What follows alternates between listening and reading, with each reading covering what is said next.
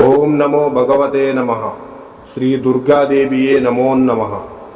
రక్త తర్పణ చేతబడి మీ శత్రువులు గాని, మీరంటే గిట్టని వాళ్ళు గాని, మిమ్మల్ని వేధించే వాళ్ళని గాని వాళ్ళ ఫోటో పేర్లతో రక్త తర్పణం చేసి ఒక ఆత్మని మా ఆధీనంలో చేసుకొని మీ శత్రువుల వంటి మీదకు పంపించి మీ చేతికి మట్టి అంటకుండా, మీ పేరు బయటికి రాకుండా వాళ్ళ అంతటా వాళ్ళనే అంతం చేసుకునేలా చేస్తాము.